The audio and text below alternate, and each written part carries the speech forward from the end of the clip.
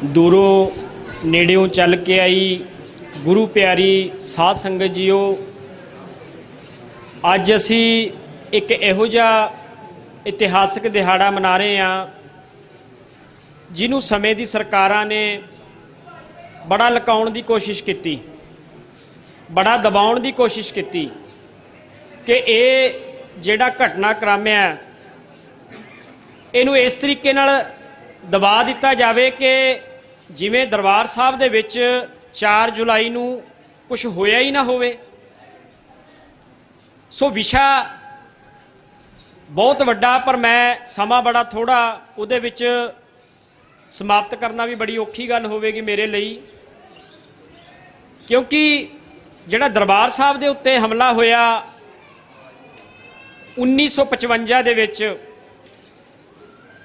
उहदे कारण की सी ते हमला किहड़े रूप च होया, ये दो विषयां ते मैं गल करांगा। सो उस तो पहला आओ फतेह दी सांझ पाईए। वाहिगुरू जी का खालसा, वाहिगुरू जी की फतेह। मेरे तो पहला आवाज़े कौम दे आगू भाई मनजीत सिंह होरां ने काफ़ी कुछ गल्लां सांझी कीतियां ने। सो मैं 1947 तो पहला की गल करांगा कि 1935 तो लैके 1932 जदों संविधान लिखना शुरू होया, 35 च संविधान कमेटी बनी है। सो उत्थों लैके गल करांगा कि वख-वख धर्मां दे जिहड़े 3 मुख धर्म सी भारत दे विच, हिंदुस्तान दे विच, उन्हां ने मुल्क लग लैण दी गल कीती। इधर जनाह साहब सीगे, उन्होंने ये गल महसूस की कि इस खिते दे विच जिहड़े साडे लोग जे रह गए वो सिर्फ दंगियां दे थल्ले दब के रह जाणगे, उन्हां दे कोल होर कोई ऑप्शन नहीं होवेगी इस मुल्क दे अंदर। तुसीं देख सकते हो अज भी यूपी दे विच या होर कई सूबे दे विच मुसलमान भरावां दे उत्ते किन्ने कतलेआम हो रहे ने, दंगे हो रहे ने। सो इस तरीके दे नाल गांधी होरां ने सोचा कि असीं इन्हां नूं बाहर कढ के अपना वड्डे तो वड्डा एरिया लैके एक हिंदुआं दा मुल्क बना लीए। ते जिहड़ी साडी सिख लीडरशिप सीगी, मुख तौर ते बलदेव सिंह, मास्टर तारा सिंह, इन्हां लीडरां ने नेहरू दे मगर लग के, गांधी दे मगर लग के जिहड़ी अपनी थां सीगी सिख राज दी, क्योंकि जिहड़ी हिंदू कौम है उन्होंने 900 साल पहला राज किया सी ते असी उन्हां तो बाद सिख राज 2 बार इस धरती ते कायम कर चुके सी। 1708 तो लैके 15 तक बाबा बंदा सिंह बहादुर जी का अगवाई च होया जिहड़ा, उस तो बाद एक विशाल वड्डा राज कायम होया सिख मिसलां ते महाराजा रणजीत सिंह होरां ने किया। पर साडे मुल्क ते उस समय अंग्रेज काबज होए ते जदों गए या उन्होंने जाना सी ते कुदरती रूप सी कि वो साडा जिहड़ा राज भाग सी खुस्सिया महाराजा रणजीत सिंह वाला सिख राज, वो साडे कोले आउणा बनदा सी। विरासत किहदे कोल हुंदी है? पुत्त कोले हुंदी है कि जिहड़े दुश्मन ने या गवांढी ने उन्हां कोल हुंदी है जमीन दी। तुसीं किसी भी मुल्क दा ला पढ़ लो, रशिया दा पढ़ लो, यूरोप दा पढ़ लो, कि जिहड़ा पहला किसी दा राज रहा होवे, जदों उत्थे राज करन वाले दूजे मुल्क दे आ जाण, वो वापस जाण, ते हकदार कौन हुंदा? कि जिहदा पहला राज रहा होवे। सो साडी सिख लीडरशिप उस समय अपना राज दा दावा पेश करन दे विच नाकाम नहीं रही। कल्ली सारियां चाबियां गांधी नेहरू नूं फड़ातियां कि असी इन्हां दे नाल रहना मंजूर करांगे। इत्थों तक कि 1945 दे विच जिहड़ा पैक्ट होया उहदे च हैरान करन वाली गल्लां सामने आईयां कि जिन्हां जिहड़ी शिमले मीटिंग हुई है 1945 च अंग्रेज़ां दे नाल, कि जिन्हां कहंदा सी कि मुल्क आज़ाद होण तो पहलां भी जिहड़े दंगे होने ने उन्हां ते असी कंट्रोल कर लीए, ਉਹ ਨਾ ਹੋਣ ਧਰਮ ਦੇ ਆਧਾਰ ਤੇ, ਜਿਨ੍ਹਾਂ ਨੂੰ ਪਹਿਲਾਂ ਪਤਾ ਸੀ ਕਿ ਇਹ ਕੁਛ ਕਰਨਾ ਇਹਨਾਂ ਲੋਕਾਂ ਨੇ। ਤੇ ਗਾਂਧੀ ਹੋਰੀ ਕੀ ਕਹਿੰਦੇ ਸੀ, ਮੁਲਕ ਆਜ਼ਾਦ ਹੋਣ ਤੋਂ ਬਾਅਦ ਫੈਸਲਾ ਕਰਾਂਗੇ ਕਿ ਕੀ ਕਰਨਾ ਤੇ ਕੀ ਨਹੀਂ। ਤੇ ਜਿਹੜੀ ਸਾਡੀ ਸਿੱਖ ਲੀਡਰਸ਼ਿਪ ਸੀ ਉਹਦਾ ਸ਼ਿਮਲੇ ਕੀ ਸਟੈਂਡ ਸੀਗਾ, ਉਹਨੇ ਕੀ ਕਿਹਾ, ਉਹ ਕਹਿੰਦੇ ਸੀ ਕਿ ਅਸੀਂ ਤੇ ਇਹਨਾਂ ਦੇ ਨਾਲ ਰਹਿਣਾ ਪਸੰਦ ਕਰਾਂਗੇ, ਇਹਨਾਂ ਤੋਂ ਅਸੀਂ ਹੱਕ ਲਵਾਂਗੇ। ਤੇ 1932 ਤੋਂ ਲੈ ਕੇ 47 ਤੱਕ ਸਿੱਖਾਂ ਨੂੰ ਨਹਿਰੂ ਨੇ, ਗਾਂਧੀ ਨੇ, ਮੁੰਡੇ ਨੇ ਭਰੋਸੇ ਦਿੱਤੇ ਕਿ ਸਿੱਖਾਂ ਨੂੰ ਹਿੰਦੁਸਤਾਨ ਦੇ ਵਿੱਚ, ਭਾਰਤ ਦੇ ਵਿੱਚ ਇੱਕ ਇਹੋ ਜਿਹਾ ਨਿਵੇਕਲਾ ਅਸੀਂ ਰਾਜ ਦੇਵਾਂਗੇ ਜਿਹਦੀਆਂ ਲਿਖਤਾਂ ਮੌਜੂਦ ਨੇ ਸਾਡੇ ਕੋਲੇ, ਕਿਸੇ ਨੂੰ ਵੀ ਦੇ ਸਕਦੇ ਆ ਕੋਈ ਮੰਗੇ। 1932 ਤੋਂ ਲੈ ਕੇ 47 ਤੱਕ ਦੀਆਂ ਜਿਹੜੇ ਵਾਅਦੇ ਕੀਤੇ ਨੇ ਕਿ ਇਹੋ ਜਿਹਾ ਇਸ ਖਿੱਤੇ ਦੇ ਵਿੱਚ ਰਾਜ ਦੇਵਾਂਗੇ ਜਿੱਥੇ ਸਿੱਖ ਆਪਣੀ ਮਰਜ਼ੀ ਦੇ ਨਾਲ ਕਾਨੂੰਨ ਬਣਾਉਣਗੇ, ਆਪਣੀ ਮਰਜ਼ੀ ਦੇ ਨਾਲ ਆਪਣੇ ਧਾਰਮਿਕ ਸੁਤੰਤਰਤਾ ਲਈ ਆਜ਼ਾਦ ਹੋਣਗੇ, ਆਪਣੇ ਹੱਕਾਂ ਦੀ ਜਿਹੜੀ ਗੱਲ ਹੈ ਅੰਗਰੇਜ਼ਾਂ ਤੋਂ ਨਹੀਂ ਮਨਵਾ ਸਕੇ ਉਹ ਅਸੀਂ ਆਜ਼ਾਦੀ ਦੇਵਾਂਗੇ। ਪਰ 1947 ਦੇ ਅੰਦਰ ਜਦੋਂ ਮੁਲਕ ਆਜ਼ਾਦ ਹੋਇਆ ਤੇ ਸਿੱਖਾਂ ਨੂੰ ਸਭ ਤੋਂ ਪਹਿਲਾਂ ਇਨਾਮ ਦਿੱਤਾ ਵੱਲਭ ਭਾਈ ਪਟੇਲ ਨੇ ਕਿ ਸਿੱਖ ਇੱਕ ਇਹੋ ਜਿਹਾ ਸਰਕੂਲੇਸ਼ਨ ਜਾਰੀ ਕੀਤਾ ਕਿ ਸਿੱਖ ਜਰਾਇਮ ਪਰੇਸ਼ਾ ਕੌਮ ਹੈ, ਕਿ ਇਹ ਸਰਬੱਤ ਦੇ ਤੁਸੀਂ ਲੰਗਰ ਲਾਉਂਦੇ ਹੋ, ਸਾਰਾ ਕੁਝ ਕਰਦੇ ਹੋ, ਦੁਨੀਆ ਜਾਣਦੀ ਹੈ ਕਿ ਸਿੱਖ ਸਰਬੱਤ ਦੇ ਭਲੇ ਵਾਲੀ ਕੌਮ ਹੈ। UNO ਵੀ ਕਹਿ ਰਿਹਾ ਅੱਜ ਤੇ ਸਾਨੂੰ ਇਹਨਾਂ ਨੇ ਇਨਾਮ ਦਿੱਤਾ ਕਿ ਇਹ ਜਰਾਇਮ ਪੇਸ਼ਾ ਕੌਮ ਹੈ।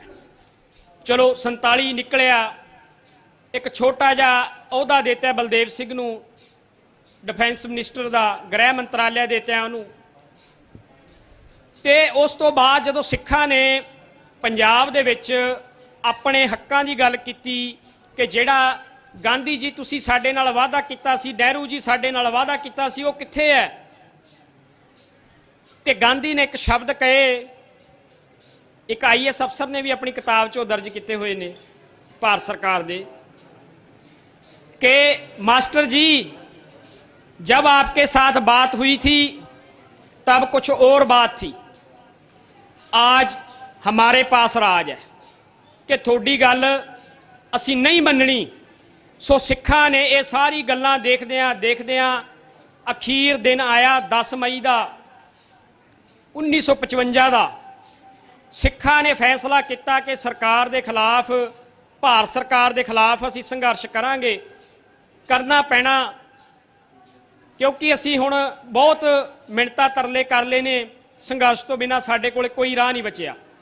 तो सिखा ने, मैं जिहड़ी गल कर रहा कि मोर्चा दरबार साहब के उत्ते हमला क्यों होया, एक पिछोकड़ ते मौजूदा हालात कि 10 मई नूं समुची अकाली लीडरशिप ने, समुची सिख कौम ने इस गल का ऐलान किया 10 मई नूं कि अज तो बाद असी पंजाबी सूबा मोर्चा शुरू करते हैं, महापंजाब बनाउण दा जिहड़ा मोर्चा वो शुरू करते हैं, वध अधिकारां दी जिहड़ी लड़ाई है वो शुरू करते हैं, जिहड़ी मुड़ के प्रभु सत्ता वाल जानी सीगी, आज़ादी वाल जानी सी सिखां दी। सो जदों 10 मई नूं शुरू हुंदा ते सिख पूरे पंजाब दे विच गिरफ्तारियां दिंदे ने। कल्ले लुधियाणे जिले दे विच इक्को दिन च 500 तो वध सिख नौजवानों ने गिरफ्तारियां दित्तियां। 10 मई तो लैके 27 जून तक सिखा ने 8064 तो वध जिहड़ी गिरफ्तारियां सिख दे चुके सन कि मोर्चा इस लैवल ते आ गया सी। ते फिर सिखा ने ऐलान किया कि असी श्री अकाल तख्त साहब तो ऐलान करके संगतां दा इकट्ठ करके पूरे पंजाब नूं काल देवांगे ते गिरफ्तारियां देवांगे। ते इस गल का जो पता नेहरू नूं लग्या ते नेहरू ने जिहड़ा पंजाब दा मुख मंत्री सी भीम सैन सच्चर उस समय दा, उन्हें मीटिंग बुलाई। नेहरू ने सख्त आदेश दिते कि सिख अकाल तख्त साहब ते पहुँच ना सकन, जे पहुँच गए तो बाहर ना आ सकन। इस तरीके की मैनू विਉਂਤਬੰਦੀ चाहिए है। बेशक साडे लोकां नूं भुलेखा सीगा कि 47 तो बाद सिख आज़ाद हो गए ने, पर उन्होंने जिहड़ी आज़ादी है अंग्रेज़ों तो नालों किवें साडे नाल गिफ्ट च दित्ती है, वह भी सुनियो तुसी। फिर इन्हां ने पुलिस अफसरां की मीटिंग बुलाई पंजाब दे कि किहड़ा अफसर है जिहड़ा सिखां नूं कुट देवे, उन्हां नूं नेस ते नबूद कर देवे। पंजाबी सूबे का मोर्चा वध अधिकारां की गल है, आज़ादी की गल है, उन्होंने खत्म कर देवे।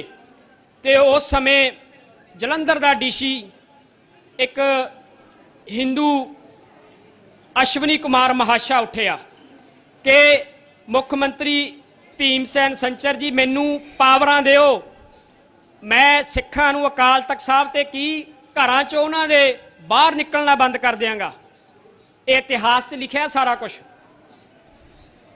उस तो बाद उन्होंने पता सी कि सिखां ने बड़ी गिणती च उत्थे एकत्रित होना, तो अश्वनी कुमार ने फैसला लिया कि जिन्ने भी उस समय श्रोमणी गुरुद्वारा प्रबंधक कमेटी के मुलाजमां कोल, मैंबरां कोल, अधिकारियों कोल असले सीगे, वो 26 जून नूं खोले गए, 27 जून नूं खोले गए कि जे जिस दिन दरबार साहब दे विच पुलिस वड़ी, जे किसी सिख कोल असला होया उन्होंने पता सी कि सिख उन्होंने जेब च पा के नहीं घूमूगा, वो जवाब देऊगा। सिखां कोले असला जिन्ना भी सी खो लिया, इत्थों तक कि मास्टर तारा सिंह जेल च बैठे सी, उहदे घरे कपड़े खिलारते, उहदे जिन्ना भी समान सी खिलारिया गया, उहदी एक लाइसेंसी पिस्तौल सी, वो भी चुक के लेके आई पुलिस। 3 जून नूं माफ करना 3 जुलाई नूं, उस तो बाद 27 जून तो बाद 3 जुलाई नूं श्रोमणी गुरुद्वारा प्रबंधक कमेटी की जिहड़ी बाहर पासे सरावां ने, उन्हां दी तलाशियां लई गईयां, उन्हां दे कपड़े खिलारे गए, भांडे सट्टे गए, जानबुझ के श्रोमणी कमेटी दे जिहड़े मुलाजम सी उन्हां नूं जलील किया गया, उन्हां दी औरतां नूं धक्के मार के कमरिਆਂ चों बाहर कढ़िया गया। सारी रात जिहड़ी पुलिस है वो गश्त करती रही, दरबार साहब नूं घेरा पैंदा रहा। उस तो बाद 4 जुलाई आई, 4 जुलाई की सवेर पुलिस नूं देखदिआं जदों संगत है वो बहुत ज़्यादा गिणती च एकत्रित हुई सी, उन्होंने जकारे छड्डे कि असी अज अकाल तख्त साहब तो ऐलान भी करांगे ते गिरफ्तारियां भी देवांगे। ते उन्होंने उस तो पहला मंजी साहब जिहड़ा साडा दीवान हाल है, पवित्र स्थान है दरबार साहब का, उत्थे दीवान सजाना सी। ये इतिहास च पहली बारी होया कि उस समय अश्वनी कुमार ने, DC ने ते SSP नौरंग सिंह ने, अमृतसर SSP सी जिहड़े, उन्होंने मंजी साहब दीवान हाल च धारा 144 लाती कि सिख इत्थे 4 बंदियां तो वध इकट्ठे नहीं हो सकते। खालसा जी नोट कर लियो, साडे गुरु घर दे विच मंजी साहब दीवान हाल च धारा 144 लाई गई सी। जदों संगत उत्थे फिर भी एकत्रित होंदी रही, उन्हां वल्लों हंझू गैस के गोले मारे गए, गोलियां चलाई गईयां, अकाल तख्त साहब दे उत्ते गोलियां वजियां। जिहड़ा कोलसर साहब गुरुद्वारे की इमारत है उत्ते गोलियां मारियां, अटल राय जी का जिहड़ा स्थान है उत्ते गोलियां मारी गईयां, ते होर संगत जदों परिक्रमा दे विच सी उस समय जिहड़े हवाई फायर किए गए, सीधी गोलियां मारी गईयां, हंझू गैस के जिहड़े गोले ने वो मारे गए। ये भी इतिहास च किते किते सानू देखण नूं मिलिया होवेगा कि गुरु रामदास पातशाह जी का लंगर है, पुलिस ने आके वो भी बंद करते सी, देग लियाणी अंदर बंद कर दी सी कि सिखां नूं किते प्रशादा ना मिल जाए, जिहड़े अंदर ने भुखण भाणे वो इत्थों बाहर निकलन। पर सिखां ने डांगा खादियां, गोलियां खादियां, हंझू गैस के गोले खाधे, सिंह नहीं पिछे हटे। ते गुरु रामदास राह दे विच उस समय 500 तो वध सिख नौजवानों नूं ट्रक्कां दे विच बिठा के, कारां दे विच बिठा के गिरफ्तार किया गया। ते बाहर जदों पुलिस की टुकड़ी ने परिक्रमा तो थोड़ा जिहा पिछे हट के मार्च किया, ते सिंघां दे विच इहो जिहा जोश आया कि जिहड़ी फौज की टुकड़ी सी उहनूं भजदिआं नूं राह ना लभ्या, उहनूं पिछे होना पिया। ते संगत ने फैसला किया कि हुण असीं अकाल तख्त साहब ते जाके अरदास करांगे ते उत्थों गिरफ्तारियां देवांगे। ते संगत ने अरदास की ते 63 के नेड़े जिहड़े सूरमे मैदान च आए कि असीं गिरफ्तारियां देवांगे, जिहदी हिम्मत है पुलिस की सरकार की सानूं रोक लवे। ते बाहर जदों अद्धा किलोमीटर अगे नूं वधे ते उन्हां नौजवानां दे बाहां ते लाठी चार्ज, लत्तां ते सिरां दे उत्ते हंझू गैस के गोले, 63 चों शायद ही कोई सिंह होवेगा जिहड़ा ਤੁਰਨ ਜੋਗਾ ਰਿਹਾ ਹੋਵੇਗਾ। ਇੰਨਾ ਜ਼ਿਆਦਾ ਉਹਨਾਂ ਨੌਜਵਾਨਾਂ ਦੇ ਤਸ਼ੱਦਦ ਹੋਇਆ। ਤੇ ਮੇਰੀ ਮਾਤਾਵਾਂ ਦੀ ਗਿਣਤੀ ਬਹੁਤ, ਇੱਥੇ ਭੈਣਾਂ ਦੀ ਮੈਂ ਇਹ ਲਾਈਨ ਗੱਲ ਕਰਕੇ ਸਮਾਪਤੀ ਕਰਾਂਗਾ ਕਿ ਜਦੋਂ ਇੱਥੇ ਲੰਗਰ ਅੰਦਰ ਆਉਣਾ ਬੰਦ ਹੋ ਗਿਆ, ਪ੍ਰਸ਼ਾਦੇ ਅੰਦਰ ਆਉਣੇ ਬੰਦ ਕਰਤੇ, ਤੇ ਉਸ ਸਮੇਂ ਸਾਡੀਆਂ ਭੈਣਾਂ ਮੈਦਾਨ 'ਚ ਨਿਤਰੀਆਂ। ਸਾਡੀ ਬੀਬੀਆਂ ਨੇ ਪਿੰਡਾਂ 'ਚੋਂ ਦੂਰੋਂ ਪ੍ਰਸ਼ਾਦੇ ਤਿਆਰ ਕਰਕੇ, ਬਾਹਰੋਂ ਤਿਆਰ ਕਰਕੇ ਅੰਦਰ ਲਿਆਣੇ ਸ਼ੁਰੂ ਕੀਤੇ। ਤੇ ਪੁਲਿਸ ਦਾ ਰਵੱਈਆ ਉਸ ਸਮੇਂ, ਜਿਹੜੀਆਂ ਬੀਬੀਆਂ ਅੰਦਰ ਪ੍ਰਸ਼ਾਦੇ ਲੈ ਕੇ ਆ ਰਹੀਆਂ ਸੀ, ਉਹਨਾਂ ਦੇ ਸਿਰਾਂ ਦੇ ਵਿੱਚ ਡਾਂਗਾ ਮਾਰੀ ਗਈਆਂ, ਉਹਨਾਂ ਦੇ ਲੱਤਾਂ ਤੇ ਲਾਠੀ ਚਾਰਜ ਕੀਤਾ ਗਿਆ, ਉਹਨਾਂ ਤੋਂ ਪ੍ਰਸ਼ਾਦੇ ਖੋਹ ਕੇ ਪ੍ਰਕਰਮਾਂ ਦੇ ਵਿੱਚ ਸੁੱਟੇ ਗਏ। ਫਿਰ ਵੀ ਬੜੀ ਬੀਬੀਆਂ, ਮਤਲਬ ਗੁਰੂ ਅਮਰਦਾਸ ਪਾਤਸ਼ਾਹ ਜੀ ਦਾ, ਰਾਮਦਾਸ ਪਾਤਸ਼ਾਹ ਜੀ ਦਾ, ਗੁਰੂ ਕਲਗੀਧਰ ਪਾਤਸ਼ਾਹ ਜੀ ਦਾ ਓਟ ਆਸਰਾ ਲੈ ਕੇ ਪ੍ਰਸ਼ਾਦੇ ਨੇ ਜਿਹੜੇ ਉਹ ਸੰਗਤ ਤੱਕ ਲੈ ਕੇ ਆਏ। ਇੰਨਾ ਪ੍ਰਸ਼ਾਦਾ ਇਕੱਠਾ ਹੋ ਗਿਆ ਕਿ ਸ਼੍ਰੋਮਣੀ ਕਮੇਟੀ ਨੂੰ ਅਨਾਉਂਸਮੈਂਟ ਕਰਨੀ ਪਈ ਕਿ ਪ੍ਰਸ਼ਾਦਾ ਭੈਣੋ ਬਸ ਕਰੋ, ਸਾਡੇ ਕੋਲੇ ਕਈ ਦਿਨਾਂ ਦਾ ਇਕੱਠਾ ਹੋ ਗਿਆ। ਸੋ ਇਸ ਤਰੀਕੇ ਦਾ 1955 ਦੇ ਵਿੱਚ 4 ਜੁਲਾਈ 1955 'ਚ ਸਾਡੇ ਤੇ ਜ਼ੁਲਮ ਹੈ ਉਹ ਢਾਇਆ ਗਿਆ, ਕਹਿਰ ਸਾਡੇ ਤੇ ਹੋਇਆ। ਜਿਹੜੀ ਆਜ਼ਾਦੀ ਦੀ ਗੱਲ ਕਰਦੇ ਸੀਗੇ, ਉਹ ਆਜ਼ਾਦੀ ਸਾਨੂੰ ਦਿੱਤੀ ਉਹਨਾਂ ਨੇ। ਇਹ ਜ਼ੁਲਮ ਇਕੱਲਾ 4 ਜੁਲਾਈ ਨਹੀਂ, ਇਹ 7 ਜੁਲਾਈ ਤੱਕ ਚੱਲਦਾ ਰਿਹਾ। ਸੋ ਇਹੋ ਜਿਹਾ ਜਿਹੜਾ ਘਟਨਾਕ੍ਰਮ ਹੈ ਸਾਡੇ ਬੱਚਿਆਂ ਨੂੰ ਪੜ੍ਹਾਉਣਾ ਚਾਹੀਦਾ, ਸਾਡੀ ਕਿਤਾਬਾਂ 'ਚ ਦਰਜ ਹੋਣਾ ਚਾਹੀਦਾ ਕਿ ਸਾਡੇ ਨਾਲ ਕੀ ਹੋਇਆ। ਮੈਂ ਸਾਡੇ ਵੀਰ ਆਵਾਜ਼ੇ ਕੌਮ ਦੇ ਇਹ ਬੜੇ ਸ਼ਲਾਘਾਯੋਗ ਗੱਲ ਕੀਤੀ ਹੈ ਇਹਨਾਂ ਨੇ ਕਿ ਜਿਹੜਾ ਦੱਬਿਆ ਹੋਇਆ ਇਤਿਹਾਸ ਹੈ ਉਹ ਸਾਡੇ ਸਾਹਮਣੇ ਲੈ ਕੇ ਆਏ ਨੇ। ਸੋ ਅਸੀਂ ਹੋਰ ਵੀ ਰਲ ਕੇ ਸਰਚ ਕਰਾਂਗੇ ਕਿੰਨੇ ਸਾਡੇ ਤੇ ਜ਼ੁਲਮ ਹੋਏ ਨੇ, ਕਿੰਨੇ ਸਾਡੇ ਨੌਜਵਾਨ ਗੋਲੀਆਂ ਦੇ ਨਾਲ ਮਾਰੇ ਨੇ। ਅਸੀਂ ਉਹ ਪੰਥ ਦੀ ਕਚਹਿਰੀ ਦੇ ਵਿੱਚ ਲੈ ਕੇ ਆਉਣਾ ਚਾਹੁੰਦੇ ਹਾਂ ਕਿ 47 ਤੋਂ ਬਾਅਦ ਸਾਡੇ ਨਾਲ ਕੀ ਹੋਇਆ। ਸੋ ਇੰਨੀ ਕੁ ਵਿਚਾਰਾਂ ਕਰਦੇ ਹਾਂ। ਅਨੇਕਾਂ ਭੁੱਲਾਂ ਹੋ ਗਈਆਂ ਹੋਣੀਆਂ, ਸੰਗਤ ਬਖਸ਼ ਲੈਣਾ। ਵਾਹਿਗੁਰੂ ਜੀ ਕਾ ਖਾਲਸਾ, ਵਾਹਿਗੁਰੂ ਜੀ ਕੀ ਫਤਿਹ।